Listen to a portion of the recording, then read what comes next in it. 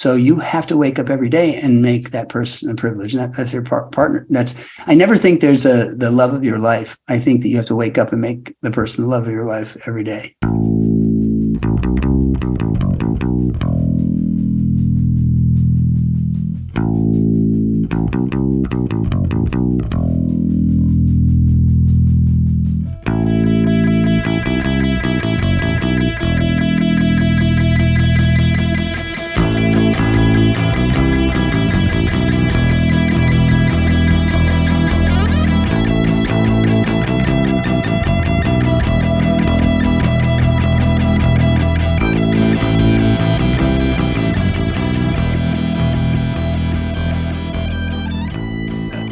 Yeah, well, I'm actually really excited about this section. So one of the things that we haven't dove into yet is the core series.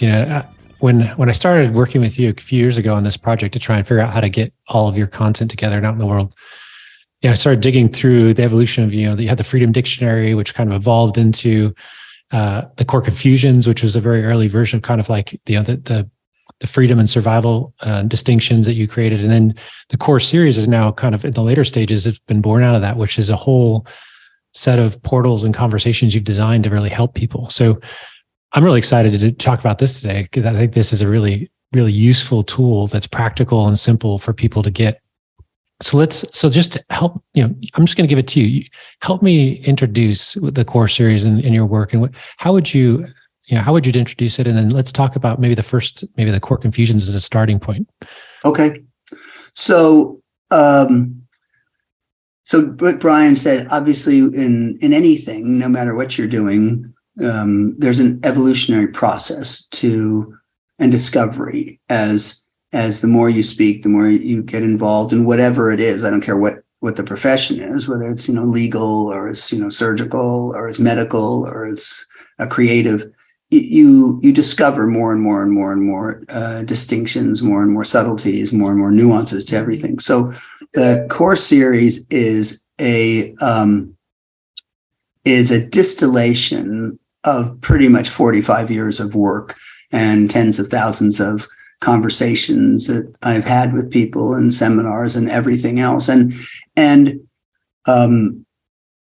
just like everyone, I'm an amalgam of so many sources of contribution, from self-help organizations to mentors, to guides, to therapists, to wives, to children, to Shakespeare, to literature, to music, and it's all synthesized or compressed into a particular curriculum and a particular work. All of those wonderful, delicious influences that allow to get distilled down into a particular expression. And so that's what the core series is. It's really tens of thousands of conversations from all kinds of sources, like I mentioned, that have now compressed down into what I consider that someone else might not, a simplistic way of delivering a profound access to people, just knowing how to distinguish out freedom from survival, from their authentic self to their, congested self, to their being fully creative and inventive and innovative rather than being strategic, right? So it's a system that allows for that, I think, in a very simplistic way. I always think mastery is the ability to take really complex material, which we are as human beings. People keep trying to, get us to be logical. And, there's a geometry to us when we're the most illogical animals on the planet in so many different ways.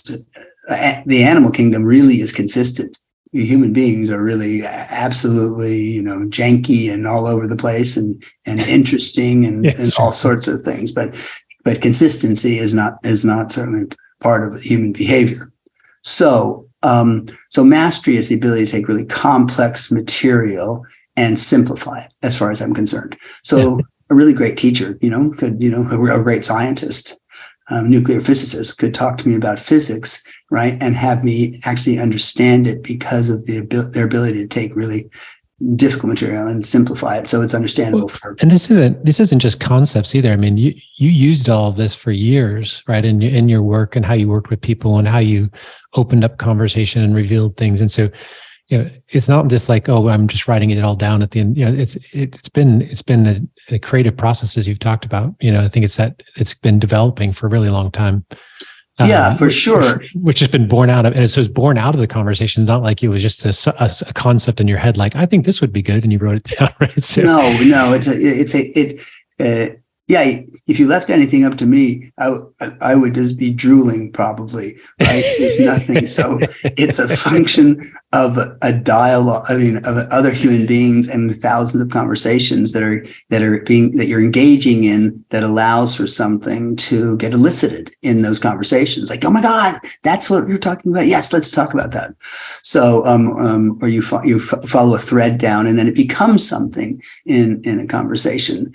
That's true for, like I said, someone's, people, you start with concept of anything. Someone's like, hey, I got an idea for a screenplay. And then out of a dialogue, out of a creative conversation, all this and other things, it becomes something, right? So, so that's true for anything. Starts conceptually, then moves to emotional, then moves to physiological or organic. So yes, this is more just like was, as Brian said, was born out of conversations that were occurring and observations and what and a vested interest in people's development, freedom, liberation, and evolution.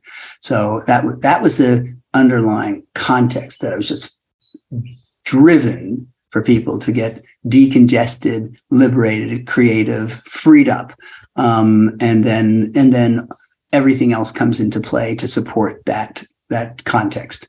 So the core confusions were born out of that, that background conversation of wanting people to have. And one of the things when we were first starting this, one of the things that I was trying to help make it practical in terms of how I saw it, and I think we came up with this is the compass and the map basically for finding liberation. It gives you a sense of when you're in freedom and when you're in survival. And so getting that, as we've talked in many episodes before this, having that sense of yourself when you're in freedom versus when you're in survival is really the fundamental work that makes you, allows you to open up so many different parts of your life, just recognizing when you're in threat. So yeah, and what people don't understand about survival and freedom gives you, freedom's like destiny. It's opening things up and pioneering new worlds.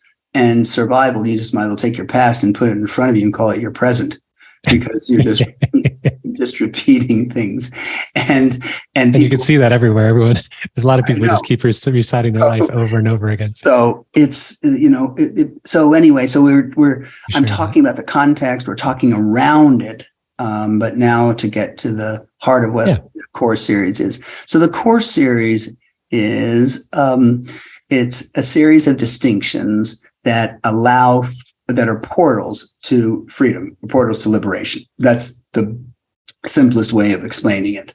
And then there's like 5 or 6 different avenues to that I've come up with. And so the first one, so I'll just list them. So there's the core confusions, there's the core connections, there's the core communications, there's the core constructs, and there's the core defaults. So those are the headlines of the core series.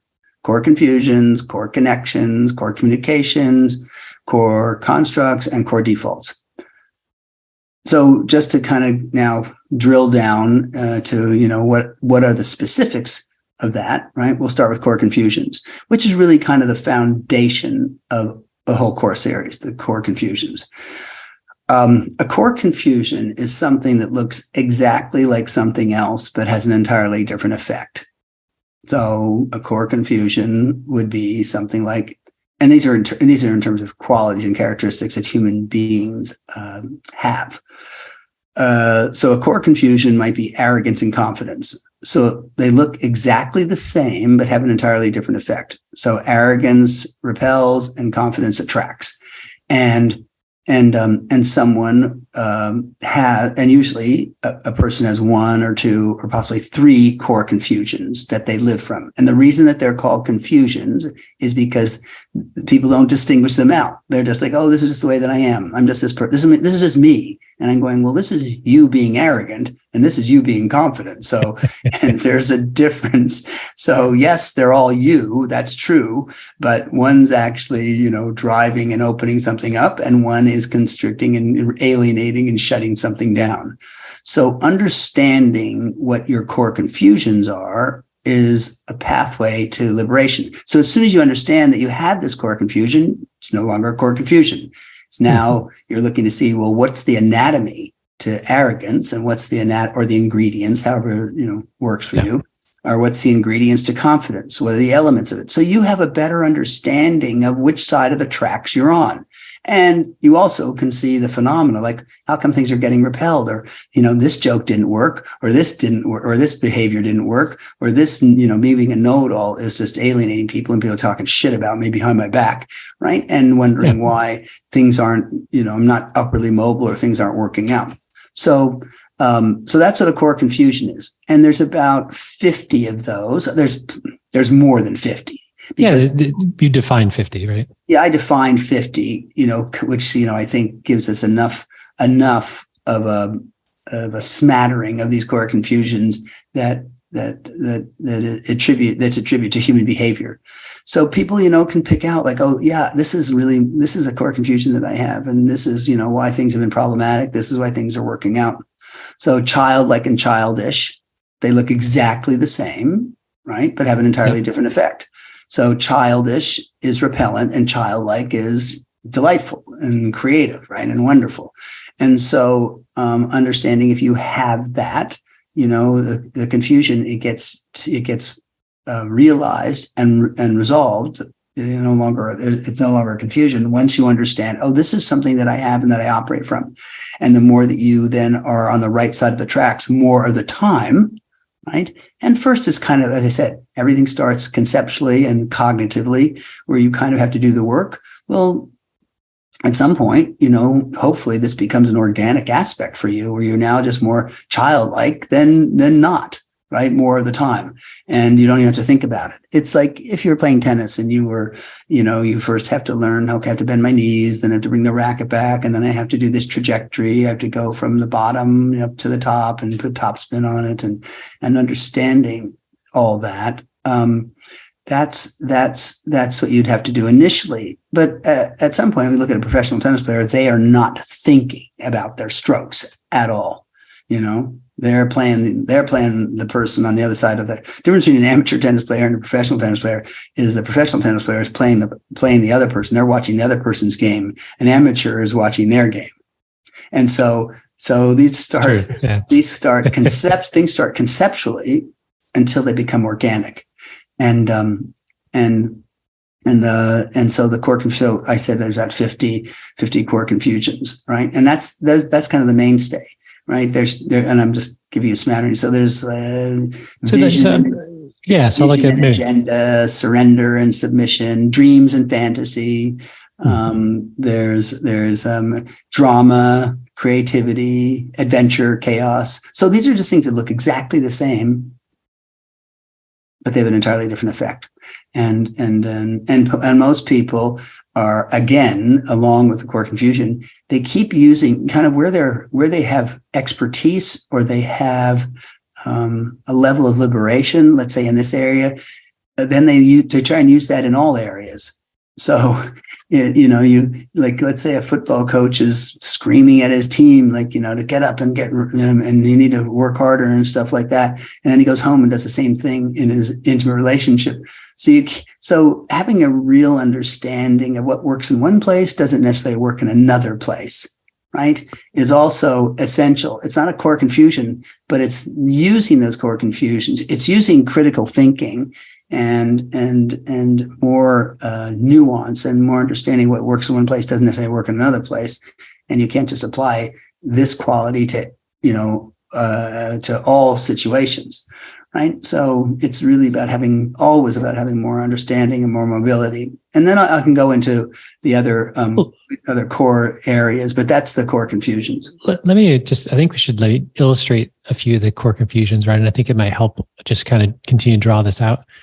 So personally for myself, right, for example, like I have service and sacrifice, so I have both. I've got service, and I have sacrifice. So when I'm freed up and I'm liberated, and I don't have noise in my head, and I'm really just being me in my essence, I'm a great fan of service. I have service is just one of my contributions, right? And service by definition, just to kind of put something out, is that you get taken care of first and then you take care of others. Sacrifice is you literally don't get taken care of and then you are headed towards resentments. Yeah, brilliant.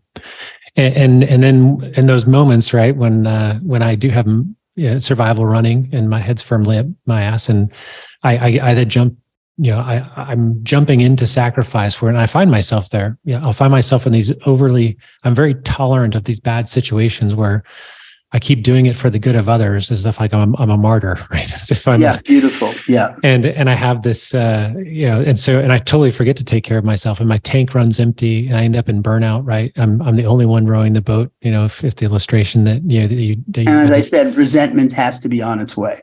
Yeah, and then it leads me down the path of just being there's a breakdown coming at some point, right? Or I'm in the breakdown already. So for me, that's a very I guess literal translation of how core confusion shows. So when I'm thinking about mine, I think, just like you said, am I taking care of myself before I'm taking care of others? Because if I'm not following through on that very simple rule for myself, I tend to be, and it could be in the very shallow end of the pool. You talked about that quite a bit, where I don't know I'm in sacrifice, but I really am, because I'm doing little things that aren't taking care of me in order for me to give more, because I'm naturally a person of service. And I just, at some point I'll get worn out, I'll break down, something will go off the tracks. And that's when I find out that I haven't lived true to that.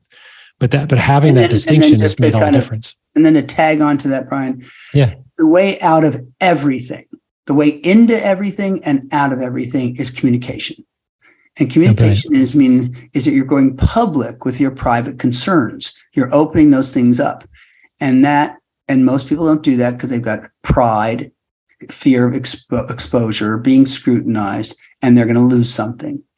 So that leads me into a universal core confusion, which is superstition and intuition. Oh, yeah.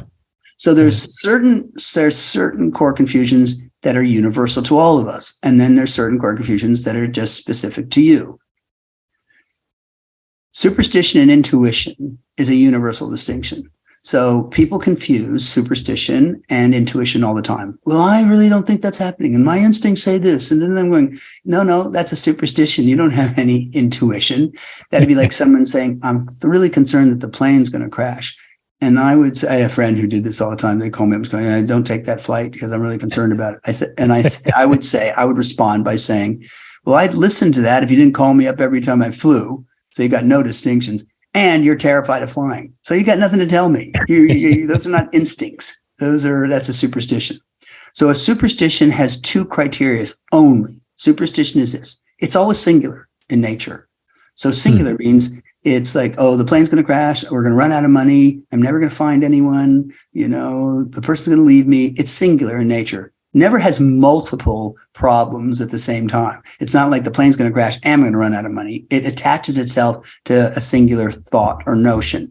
It'll move around to different notions and different thoughts, but it will only be singular at only one at a time, only one thought or one problem at a time. And it's always bad. You're not having a superstition, you're going to win the lottery, right? It's always bad and it's always singular. So whenever it's like that, you can eliminate that thought in 2 seconds because it's not intuition. If it meets that criteria of those two things, you just eliminate that thinking because it's got no intuition. And the moment you eliminate it, intuition decides to show up.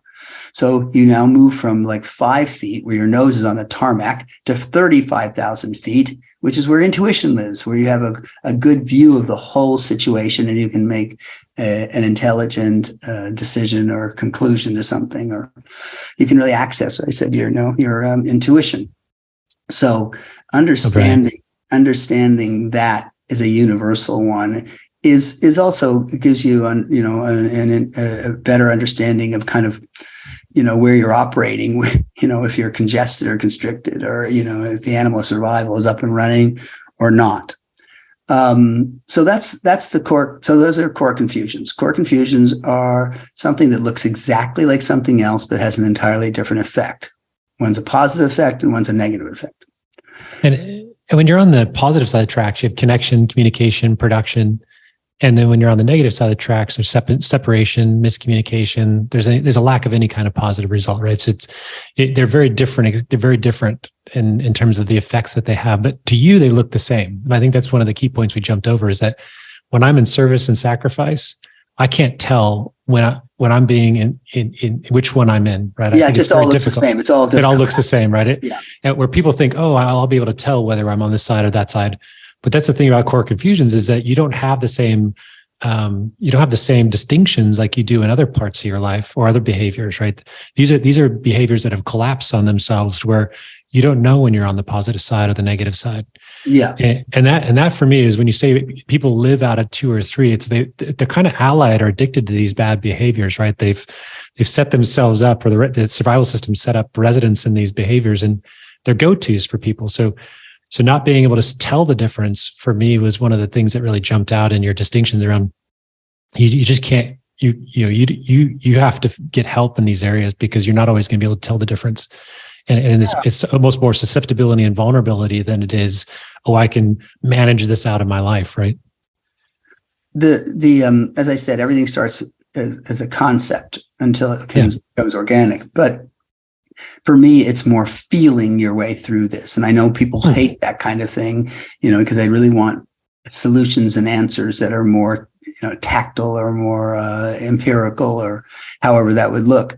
But you have to kind of feel when you're threatened. Like, you got to feel when you're anxious, and the subtleties of that. You got to feel when you're a little off and underwater.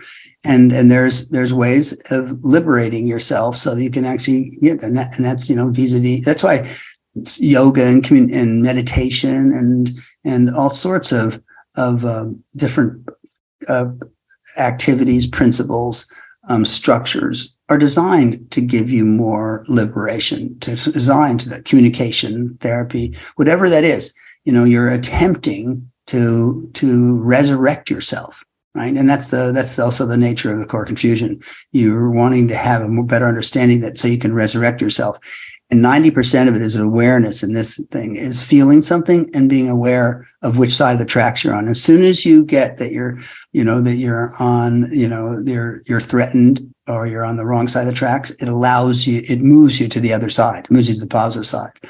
It's all the resistance and the ignorance that doesn't allow, any kind of movement. And that becomes the perpetuation of the constricted and congested side. Negative side is all the resistance or denial or unawareness. So that's where the past. Yeah, that's the past becoming your present, right? So that's your glorious past, or your terrible past becoming the present. They're either stuck in their glorious past or their glorious future, or the disgusting future or the disgusting past, or something. Very rarely we're in present time, unless that's truly where we're brilliant. That's why I said we're totally unique and creative and our own very, very specific self-expression when our head is out of our ass and we're freed up.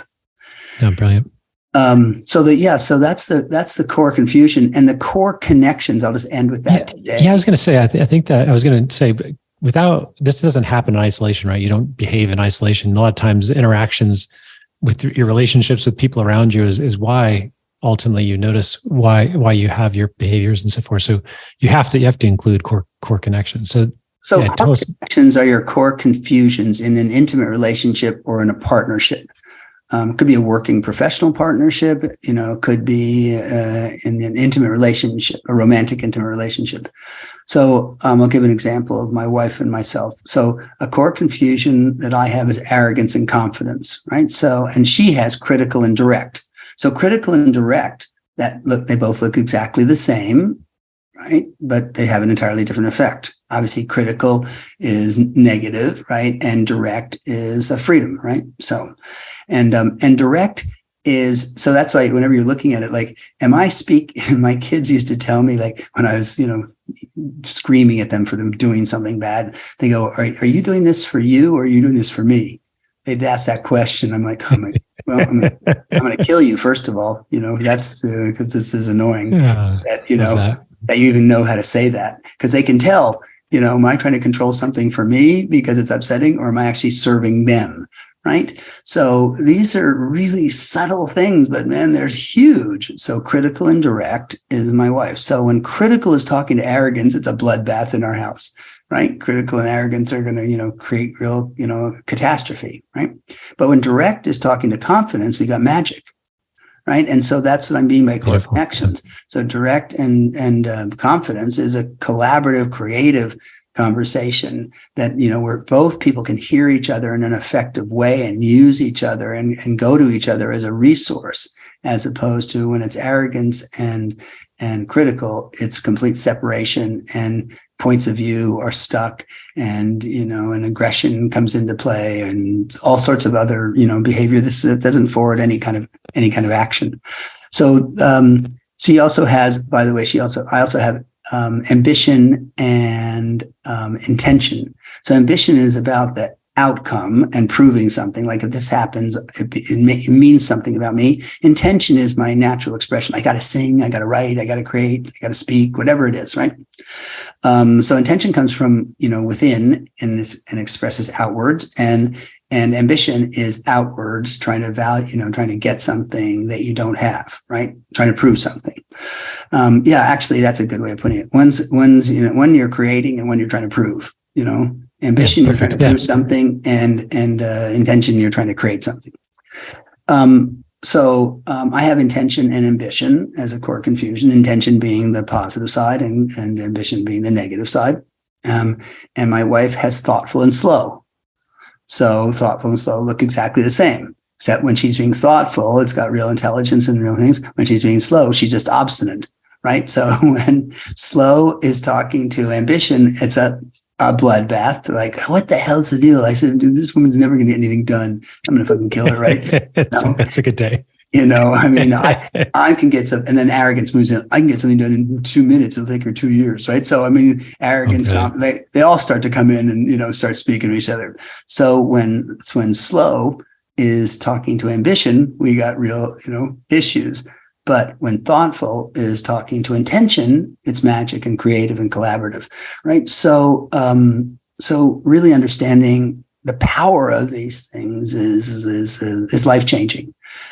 And it's taken years and years and years and years, I said, to distill this down, to get this into some simplistic portals or distinctions that people can really use really in their lives in a really effective way to liberate them and get them in whole, and give them more time on the positive side, more time on the liberated side, rather than they're just kind of going back and being, jerked back and forth, and not having any sense of their own agency in this regard. But I'm in my marriage, the distinctions between me and my wife, and where we have those core confusions, it's like the best sides of each other when they're talking to each other. The best sides, the positive side of the tracks, our freedom, our liberation. Things are magic, as you described it, right? And then when the worst sides of each other are talking, and those are really the negative sides of our core confusions, talking to one another, those are really painful conversations, and they're very disconnected. They always feel like they're tearing us apart, not pulling us together in concert with one another. So, and having some ability to go, oh, this is just the worst side of myself talking to the worst side of the other person, and just giving you both a little break that, like, hey, you both have not a great side of each other that's trying to have a conversation right now. But B, I think it also just gives you an idea of like, oh, well, what would be possible if we just stopped and actually communicated and get to our feelings, right? Which is the path out of it, right? I think he's getting to your communications and your feelings. Well, here's the thing I want to say. Here's what I want to say at the end of that, Brian, is that when the two positive sides are talking, it's magical, right? When the two negative sides are talking, it's a bloodbath. But a person who's more freed up, who's on the positive side of their core confusion, can diffuse the other person. They can actually diffuse. person's on the negative side. They don't get the magic, but you get the diffusion. And that's what you look in every argument. In every argument that you have with someone, or every disagreement that doesn't stay polarized or now becomes, conclusive and we're never talking again, but just, is going to like actually repair itself. One person has to make the move to actually get their head out of their ass in order for the thing to work, right? So that's what diffusion looks like. So diffusion looks like one person is actually making a move to actually surrender or do something, not submit, but surrender. And I remember just the last thing I want to say. I remember when, Jen and I were just starting to date, and she didn't have a lot of these distinctions or this work. And she thought that winning the argument was the game, right? Yeah, exactly. Most of us do. I know. Most of us, we celebrate I got it. I just dominated with the argument, right? And so I made 3 therapy sessions just to get this point across, because I wasn't able to get this across, right? And the therapist said, well, Breck, you seem to be able to relinquish your point of view fairly easily, in the service of the relationship. I said, yeah, I think I can. And I've trained myself to do that, right? To opt for the affinity and the connection and the love rather than, driving the point of view.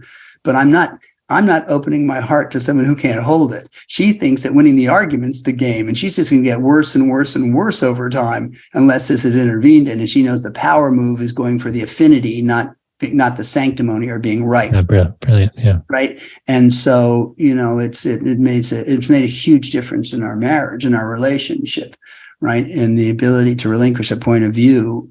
And it doesn't mean you don't get to say something to the person. You just don't say it in an accusatory, attacking way. You say it in a revealing way that's, got love and affinity attached to it. So anyway, so there's so much to say about this, and we just began the core confusions. Yeah, and I think we should keep going right in on this topic and maybe dive into each one as a single episode, right? To help people. I think that's a good idea. But I did want to maybe finish with what I think is like you had with the fundamental, one of the shared core confusions, intuition, superstition, is the fundamental core confusion is relationship, privilege, and right. Because one of the things that I really love, and I think is a great place to maybe end on, is the difference between privilege and rights. And then how does that happen in love over time? And what does that look like? Are you crazy, Brian? Yeah, I'm a little bit crazy. That's like introducing a whole other thing. Okay. I was done. And anyway, I should be ending the conversation, right? Not you, right? So you end the conversation. No, all right. So I will, given you introduced this, I'm obviously going to have to say something about it. Oh my God. So privilege and rights. Okay. So you're like, this is the worst talk show host. So most relationships start off with privilege. The privilege of dating this person, you're attracted, you want to take care of them, you want to look after them, you want to be on your best behavior with them, all that other stuff. It's a privilege to be with the person. Very soon into the relationship, if it's got some legs, it moves into rights. And rights are expectations. Rights are like how someone should act, what they should say, what you're not getting, what all your deficiencies and insecurities then manifest as rights. Right. And it starts to toxify a relationship that had some real benefit and oxygen prior to that.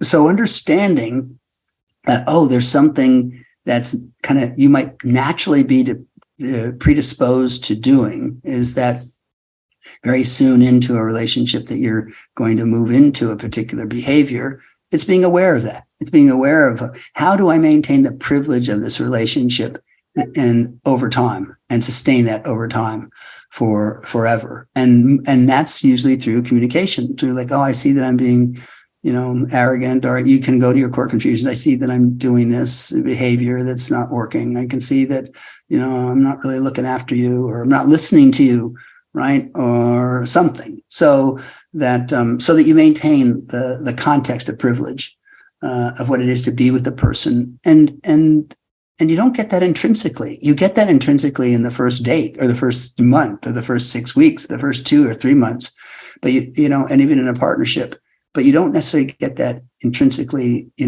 on a sustainable basis or on a long-term basis. So you have to wake up every day and make that person a privilege. And that's your partner. And that includes recognizing whether or not this is a sustainable relationship or not, which is a whole other conversation. But you have to wake up every day and make that person it, right? I never think there's the love of your life. I think that you have to wake up and make the person the love of your life every day. Brilliant. I think that's a great place to end. So thank you very much, Breck. And we'll continue all those conversations. Thank you.